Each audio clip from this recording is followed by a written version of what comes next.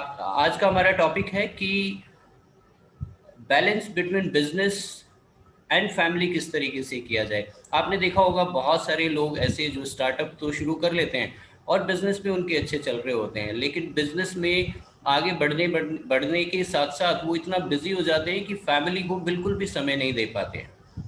मैंने देखा है कि आप ये हाँ दोनों तो चीजें बहुत अच्छे से मेंटेन कर पा रहे हैं, तो पहले मैं ये पूछना चाहता हूँ कि आखिर आप किस तरीके से इसको बड़े अच्छे से मेंटेन कर पा रहे हैं। अ, अखिल, ऐसा है कि आज के समय के अंदर जो बिजनेस की डिमांड है, बिजनेस या स्टार्टअप, वो चैलेंजिंग हो गया है। जी। जब भी आदमी इसके अंदर काफी घुसता है, पैशनेट, मतलब काफी पैशन लेके घुसता है, तो ये कहीं ना कहीं फैमिली और वर्क बैलेंस बिगड़ जाता है। जी। तो इसके लिए एक्चुअली ये सब्जेक्टिव क्वेश्चन है। हर एक के लिए ये, मतलब हर एक के लिए जो बैलेंस करना है वो अलग अलग है। जैसा मैं थोड़ा सा अपने बारे में बताऊंगा, मेरा जो बिजनेस है आज के समय के अंदर, मतलब I am living in Dubai. Dubai में है, इंडिया में है, और हम एक्सपोर्ट करते हैं। तो मेरे लिए ये काफी चैलेंजिंग रहता है, क्योंकि जी। काफी समय ट्रैवलिंग में निकल जाता है। पर उसको मैनेज करने के लिए हमारे पास आज के समय के अंदर कुछ टूल्स हैं। ये टूल्स, अगर हम फिजिकली वहां पर प्रेजेंस नहीं है उस अपने घर के अंदर, तो हम जूम मीटिंग के थ्रू या वीडियो कॉलिंग के थ्रू, हम या व्हाट्सएप कॉलिंग के थ्रू हम अपने फैमिली के साथ एक मीटिंग रख सकते हैं हर रोज। जी। तो ये हो गया कि अगर आप आउटसाइड में हो। पर कई बार होता है कि आप इतने बिजी हो जाते हो, जैसे मेरे केस के अंदर मेरा ट्रैवलिंग में टाइम निकलता है, पर तब भी टाइम हो जाता है कि मैं वीडियो कॉल फैमिली में कर पाऊँ। पर कई लोग ऐसे हैं जो सुबह 8 बजे जाके शाम को ऑफिस से आते हैं और आते वक्त काफी थक जाते हैं, और वो फैमिली को टाइम नहीं दे पाते। कई बार ऐसा होता है कि सैटरडे संडे को भी, क्योंकि कई बार बिजनेस की नीड होती है, सैटरडे संडे को भी उसमें काम करना पड़ता है, जब आपका बिजनेस स्टार्टिंग दौर के ऊपर होता है, तो उस समय थोड़ा सा ये चैलेंज बन जाता है। जी। जी। कई बार मैंने देखा है कि कुछ बिजनेसमैन इसको इस तरीके से मैनेज करते हैं कि अगर वो बिजनेस मीटिंग्स कर रहे हैं तो वो ट्रैवलिंग में अपनी फैमिली मेम्बर्स को साथ ले लेते हैं, लेकिन ये जो हो सकता है ये सिर्फ लाइफ पार्टनर्स के साथ हो सकता है, लेकिन बच्चों को टाइम दे पाना वो बहुत मुश्किल हो जाता है। जिसमें जब ग्रोइंग एज में बच्चे होते हैं तो उनको पढ़ाई में उनकी ग्रोथ में एक कहीं ना कहीं टाइम ज़रूरी होता है पेरेंट्स का। सो उस केस में किस तरीके से मैनेज किया जाए, खास तौर से उन बिजनेसमैन के जिनके जो बच्चे हैं, जो किड्स हैं, वो ग्रोइंग एज में है। अखिल, ये आपका क्वेश्चन बिल्कुल ठीक है। वैसे ये प्रैक्टिकल पॉसिबल नहीं होता कि अगर आप बिजनेस मीटिंग मीटिंग में कहीं आउटसाइड ट्रैवल कर रहे हो, अ, आप अपनी फैमिली को साथ में ले जाएं। ये कभी कभी हो सकता है, जी। साल में एक बार, हर बार पॉसिबल नहीं होता। कई बार बजट अलाउ नहीं करता, और कई बार आपकी जो मीटिंग है उसमें आपके पास टाइम ही नहीं होता, वो अलाउ नहीं करता। जैसे जी। कि इंटरनेशनल ट्रैवल है, उनको अगर जैसे मैं भी कई बार दुबई से यूरोप ट्रैवल करना होता है, तो मेरा ट्रैवल 2 या 3 दिन के लिए होता है, तो आप जी। उसमें फैमिली को नहीं ले जा सकते। तो यहाँ पर मेरे ख्याल के अंदर यहाँ पर सबसे बड़ी इम्पोर्टेंस है, वो एक अंडरस्टैंडिंग है आपकी फैमिली और आपके साथ में। जैसे जैसे आप बिजी हैं, तो आप फैमिली को गाइड कर सकते हैं थोड़ी। अगर कहीं पर टाइम नहीं मिल पा रहा, तो आप उनको बता सकते हैं कि क्या क्या चीजें इसमें चल रही हैं, और आप क्यों उसको टाइम नहीं दे पा रहे। तो मेरे ख्याल के अंदर कई बार ऐसा होता है कि आप बहुत ज्यादा टाइम देने की बजाय अपने फैमिली के साथ क्वालिटी टाइम स्पेंड कर रहे हैं, उसका कई बार ज्यादा फायदा होता है। इसका मतलब जी। यह है कि मतलब कई बार आप जब जब कई लोग बहुत ज्यादा ट्रैवल करते हैं, वो हर रोज तो फैमिली के साथ नहीं बैठ सकते, खाना नहीं खा सकते। तो वो ये कर सकते हैं कि एक हफ्ते के बाद या एक महीने के बाद, जब भी टाइम लो करें, 3 4 5 दिन के लिए अपना ऑफिस, अपना काम घर से करके अपना टाइम बच्चों को और फैमिली को दे सकते हैं। तो तभी मैंने जी। पहले ही बोला था, ये काफी सब्जेक्टिव है। सभी को अपने बिजनेस के साथ ही इसको प्लान करना पड़ेगा। क्या कुछ ये एक पॉसिबल है कि इसका हम एक शेड्यूल बना करके भी इसको डेली बेसिस में बड़े अच्छे से मैनेज कर सकते हैं? अक्सर मैंने देखा है बहुत सारे बिजनेसमैन ऐसे हैं जो आउट ऑफ द वे, यानी कि लेट आवर्स तक भी काम करते हैं, और शेड्यूल बहुत टाइट होने की वजह से जो लेट आवर्स होते हैं वो फैमिली के वहाँ शिफ्ट हो जाते हैं, बिजनेस के अंदर चले जाते हैं। कुछ बिजनेसमैन को मैंने ऐसा भी देखा है जो 9 to 6 कोशिश करते हैं कि 9 to 6 में ही मैं काम करूं, और उसके बाद जो मेरा टाइम है, जो मेरा वीकेंड है, वो प्रॉपरली फैमिली के साथ स्पेंड हो। तो क्या हम शेड्यूल बना करके इसको बहुत अच्छे से मैनेज कर सकते हैं? हाँ हाँ, इसको बनाया जा सकता है। कई बार जो स्टार्टअप ओनर हैं वो भी गलती कर देते हैं, वो भी अपने टाइम को बैलेंस नहीं कर पाते। कई बार ऐसा जी। होता है कि वो काम में बहुत ज्यादा टाइम लगा देते हैं, जिसकी बजाय अपने फैमिली को वो टाइम दे सकते हैं।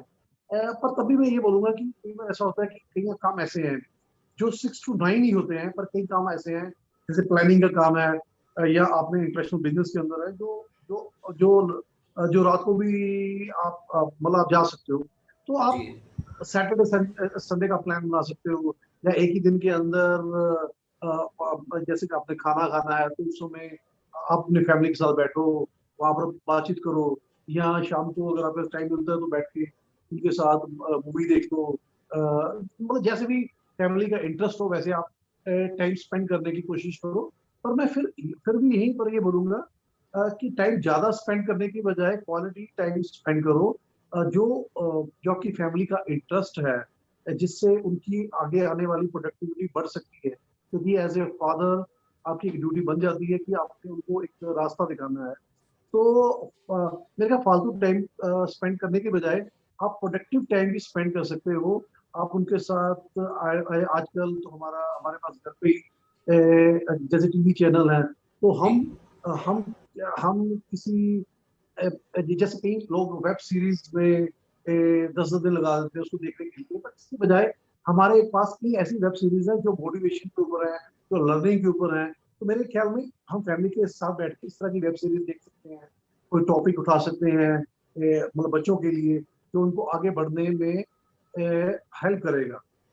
जी। तो इस तरह का काम एज ए फादर आप कर सकते हैं फैमिली के साथ। एक जो इसी से डायरेक्टली तो कनेक्टेड नहीं है, लेकिन इनडायरेक्टली इसी टॉपिक से कनेक्टेड है। अधिकतर मैंने देखा है कुछ फैमिलीज जिनके फैमिली बिजनेसेस होते हैं, जैसे जैसे उनका नेक्स्ट जनरेशन उनकी लगभग बराबरी का होता जाता है, तो उनकी कोशिश ये होती है कि वो हमारा बिजनेस आगे कैरी करे और उसको संभाले। कई केसेस में ये जो नेक्स्ट जनरेशन होती है उसको पुराने बिजनेस के अंदर इंटरेस्ट नहीं होता है, लेकिन कहीं ना कहीं that is that is because of this, क्योंकि फादर को कहीं ना कहीं वो एक कमी खलती है, और इसीलिए वो कंपाइल करने लगता है कि नेक्स्ट जनरेशन भी उसी बिजनेस को संभाले, और उसको आने के लिए मजबूर किया जाने लगता है। तो क्या ये सही है, या इसको किसी और तरीके से टैकल कर लेना चाहिए? ये भी काफी मैं इसको बोलूंगा कि ये अलग अलग बिजनेस का अलग अलग थॉट प्रोसेस है इसके ऊपर। कई बार ये सही भी है और कई बार ये गलत भी है।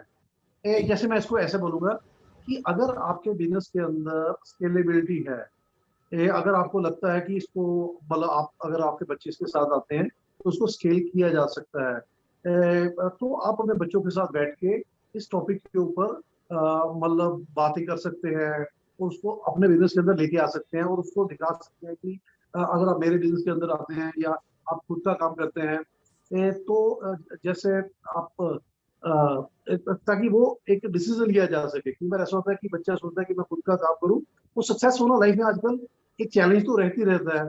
जब आपका फैमिली और बिजनेस चल रहा है तो उसको चलाने में थोड़ा सा इजी हो जाता है, क्योंकि वहां पर आपके पास एक्सपीरियंस होता है। जी। पर सेकंड कई बार ऐसा होता है कि जैसे कि छोटे बिजनेस ओनर हैं, उनके लिए थोड़ा और चैलेंज बन जाता है।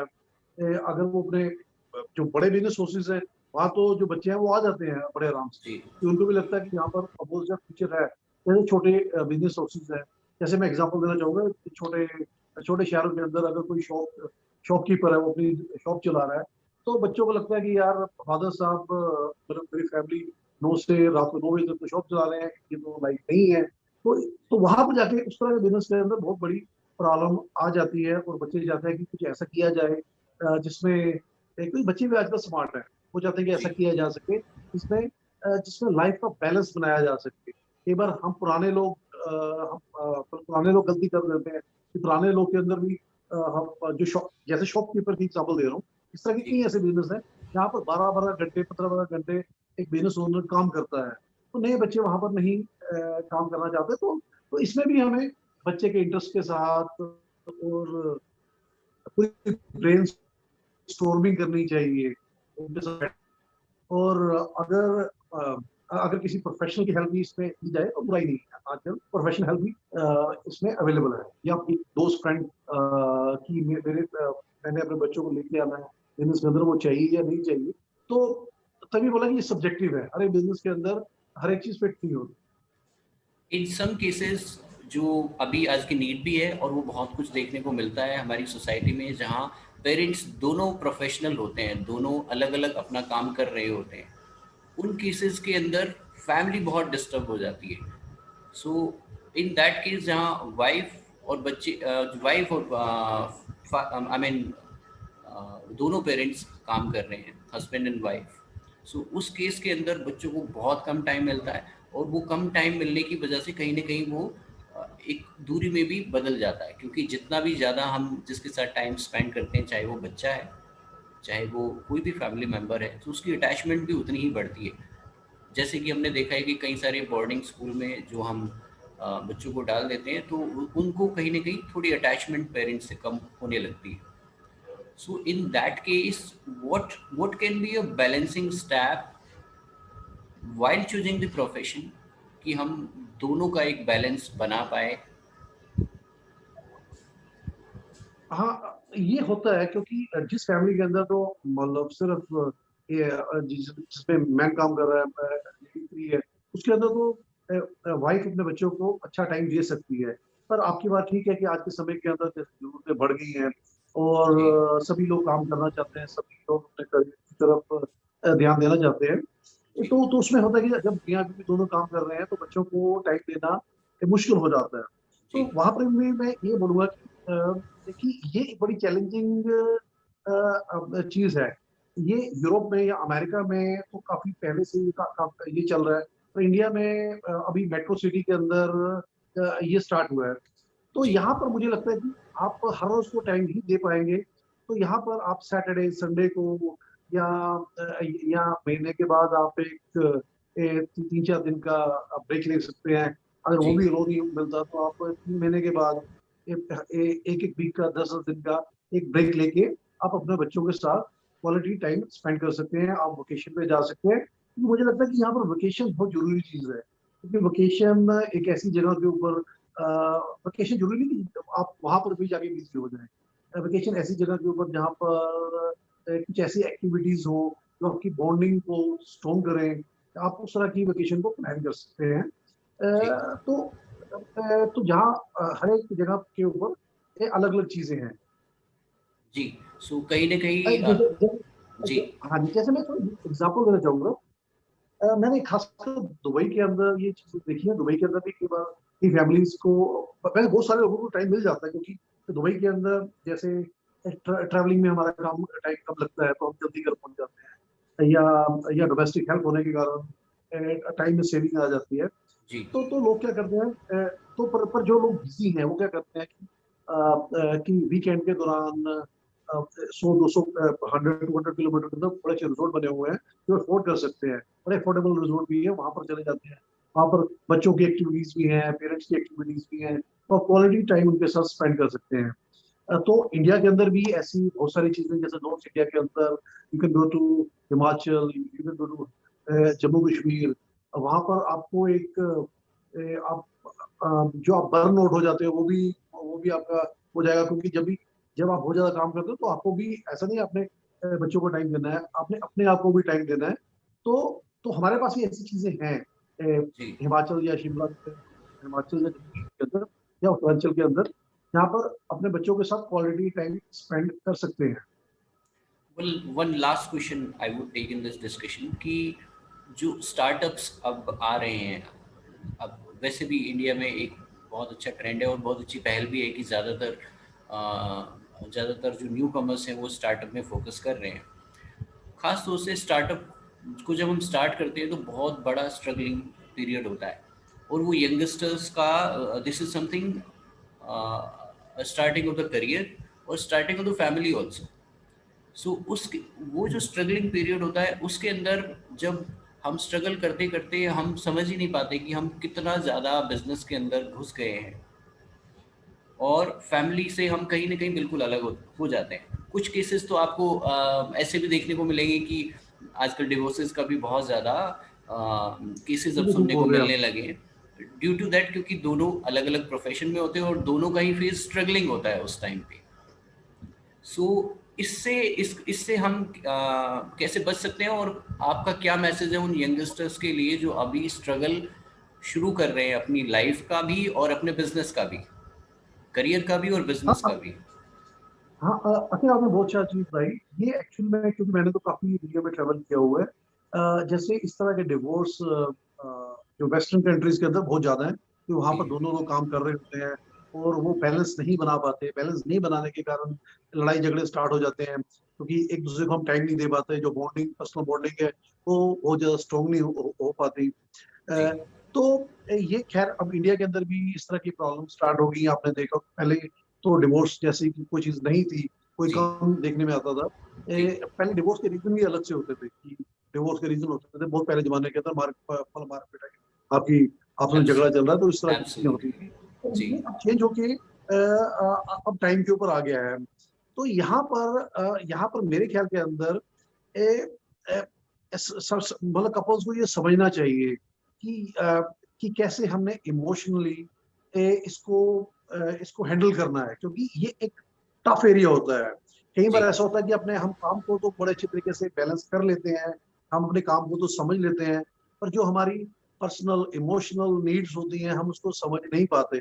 यहाँ पर मेरे ख्याल के अंदर दोनों तरफ से ध्यान देने की जरूरत होती है। अगर दोनों पार्टनर को चाहिए, अगर एक पार्टनर को लगता है कि दूसरा पार्टनर बिजी है और ये कंपल्शन है बिजनेस की, तो वहां पर उसको कंप्लेनिंग नेचर की बजाय, होता है कि कई बार सेकंड पार्टनर कंप्लेनिंग नेचर करता है कि आप मुझे टाइम नहीं दे पा रहे, वो नहीं दे पा रहे। पर यहाँ पर मैं मानूंगा कि फादर की भूमिका ऐसी होती है कि वो ना चाहकर भी उसको काम करना पड़ता है।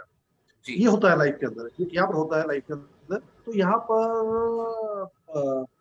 घर का जो सेकंड मेंबर है उसको समझना चाहिए कि अगर एक मेंबर हेल्प कर रहा है तो उसने बच्चों की टेक केयर करनी है।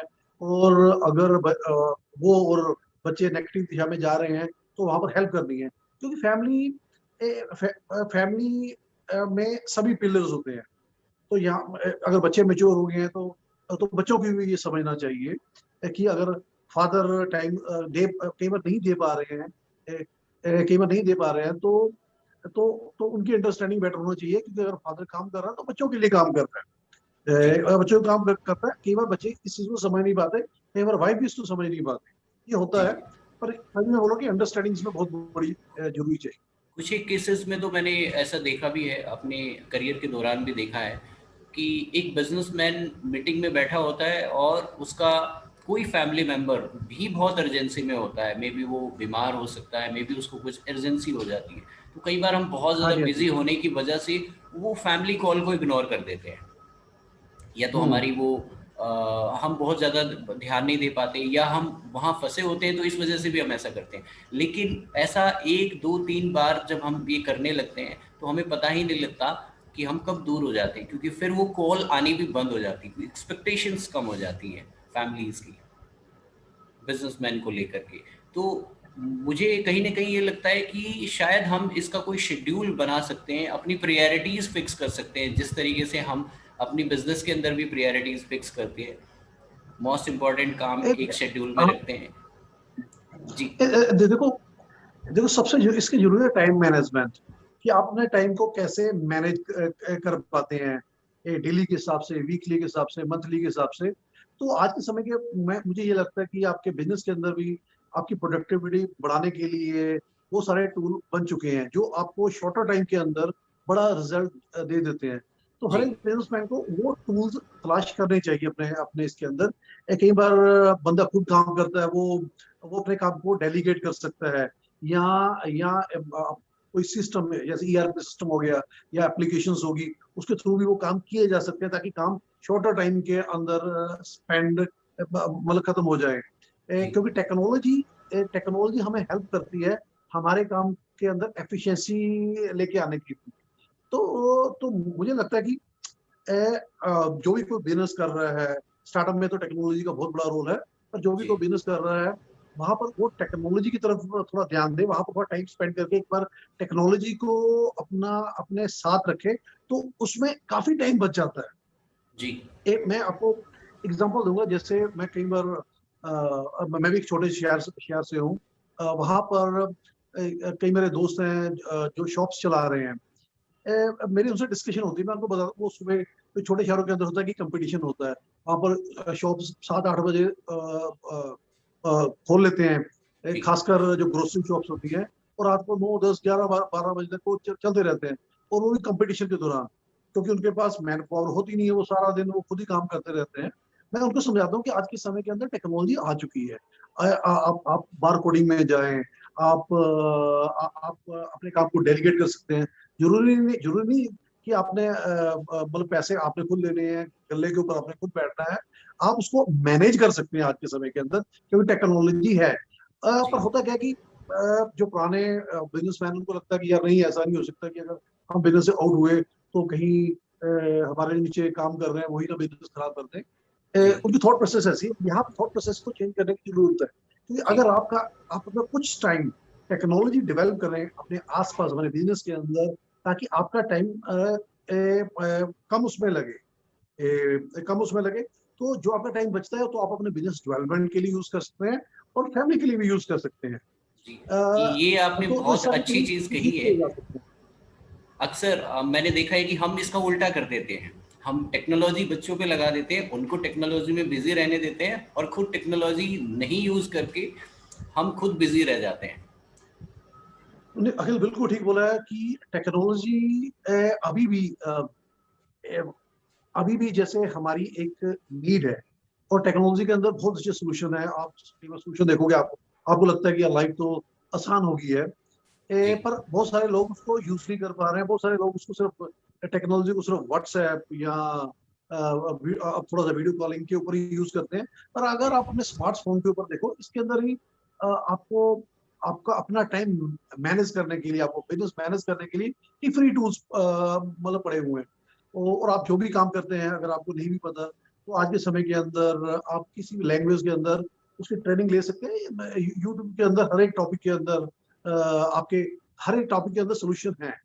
जी तो बिजनेसमैन को यहाँ पर चाहिए कि अपना टाइम हर रोज सेम काम करने की बजाय कैसे उस काम को आसान किया जा सकता है, उसको सीखने में भी लगाए।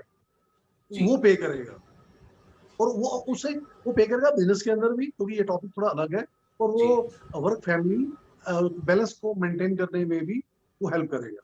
कहीं ना कहीं टेक्नोलॉजी बहुत बहुत ही अहम रोल प्ले कर सकती है हमें फैमिली और बिजनेस को बैलेंस करने के लिए।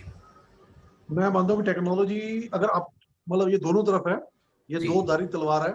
जी ये आपको मतलब कई बार ऐसा टेक्नोलॉजी ज्यादा यूज करने से, जहाँ पर इंटरटेनमेंट आजकल आपको, मैं जैसे वेब सीरीज, मैं चैनल की बात की है, वो इतने एडिक्टिव है कि आपको अपनी फैमिली से दूर ले जाते हैं। तो ये जी मैंने फील किया, मैंने भी एक वेब सीरीज स्टार्ट की, तो मैंने देखा कि वो इतनी एडिक्टिव है कि जी आप उसमें ही अपना टाइम लगाते हैं, तो फैमिली को टाइम, बिजनेस को कई बार टाइम नहीं दे पाते। तो जी आपको इस तरह की जो आपकी फैमिली के अंदर चीजें कंट्रीब्यूट नहीं कर रही, उसके बजाय जो आपका टॉपिक है, मतलब वेब सीरीज के अंदर, मूवीज के अंदर जो मोटिवेशनल है, या जो लर्निंग है, या जो डॉक्यूमेंट्रीज हैं, आप उनको देखें, उनसे आपको हेल्प भी मिलेगी, और आप अपने आप को इंटरटेन भी कर सकते हैं।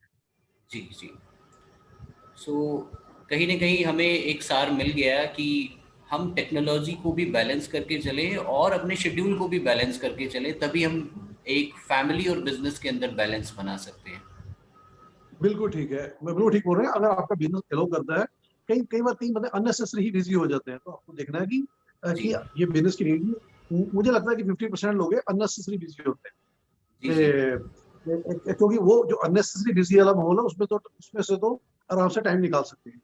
जी जी उसको कहीं ना कहीं हमें यूटिलाइज कर लेना चाहिए। आजकल तो जैसे माहौल में हाँ, हमने देखा है, अब जूम मीटिंग बहुत ज़्यादा प्रोडक्टिव हो गई है जो फिजिकल मीटिंग्स होती थी उनके बजाय, क्योंकि हम टॉपिक्स पे ही बात करके और मीटिंग्स को बड़े इजीली ख़त्म कर देते हैं। जब हम कोई मीटिंग ऐसी स्टार्ट करते हैं जो फिजिकली होती है, तो उसमें बहुत सारा टाइम तो हमें एक दूसरे का हालचाल पूछने में निकल जाता है। नहीं, आप बिल्कुल ठीक बोल रहे हैं। ये मीटिंग काफी अच्छी होगी और हमें अपने बिजनेस के अंदर भी इसको इसको लेके आना है, ताकि इससे जूम मीटिंग से काफी टाइम बच जाता है। जैसे अभी हम जूम मीटिंग कर रहे हैं, अगर हमने फिजिकली, आप दिल्ली बैठे हुए हैं, मैं लुधियाना बैठा हूँ, अगर जी हमने आपसे मिलना है तो मुझे 8 घंटे का ट्रैवल करना है या आपको 8 घंटे का ट्रैवल करना है, तो ये 2 दिन का काम बन जाता है। जी तो जूम के अंदर या गूगल मीट के अंदर अ, कई ऐसे फीचर्स हैं जिसमें अपनी प्रेजेंटेशन शेयर कर सकते हैं, और उसको बड़े अच्छे तरीके से कंक्लूड कर सकते हैं, आप रिकॉर्ड कर सकते हैं ये अपने फ्यूचर के लिए, जो फिजिकल मीटिंग में कई बार पॉसिबल नहीं होता। और आप अपने घर के कंफर्ट के अंदर, जैसे जैसे आपसे मैंने ये मीटिंग करनी थी, तो मैं थोड़ा सा बिजी हो गया, तो हमने रीशेड्यूल कर लिया, मैं अपना जी दूसरा काम भी मैंने खत्म कर लिया, तो ये इजी जी रहता है। तो जी इसको अपने बिजनेस के अंदर लेके आए। खाम खा जो ट्रैवलिंग वाला एरिया है, ट्रैवलिंग के एरिया में कोई सोशल इशू भी, आप ट्रैवलिंग करते हैं तो अपना अपना टाइम वेस्ट नहीं करते, कई रिसोर्सेज को भी आप वेस्ट करते हैं, वो भी बच जाता है इससे। जी। बहुत और बहुत वही टाइम आप धन्यवाद। अपनी जी फैमिली को दे सकते हैं। जी जी। बहुत बहुत शुक्रिया शहजादा जी, आपने अपना वक्त निकाला और इतना अच्छा डिस्कशन जो बहुत ज़रूरी है लगभग लगभग सभी बिजनेसमैन के लिए, उसमें आपने एफर्ट डाली। हाँ, अखिल आपको थैंक यू, क्योंकि इस तरह के डिस्कशन बहुत कम आते हैं स्टार्टअप्स के लिए, क्योंकि स्टार्टअप कैसे बढ़ते हैं उसको, उसके विषय के ऊपर तो बहुत सारे आपको वीडियो मिल जाएंगे, पर जो आप कर रहे हैं ये अच्छा कर रहे हैं, इस विषय के ऊपर बहुत कम वीडियो बन रहे हैं। मैं जी आपका भी थैंक्स बोलना चाहूँगा। जी जी। सो दर्शकों, ये था आज का हमारा टॉपिक। अगले एक नए टॉपिक के साथ फिर से आपके सामने हाजिर होंगे, तब तक के लिए नमस्कार। नमस्ते जी।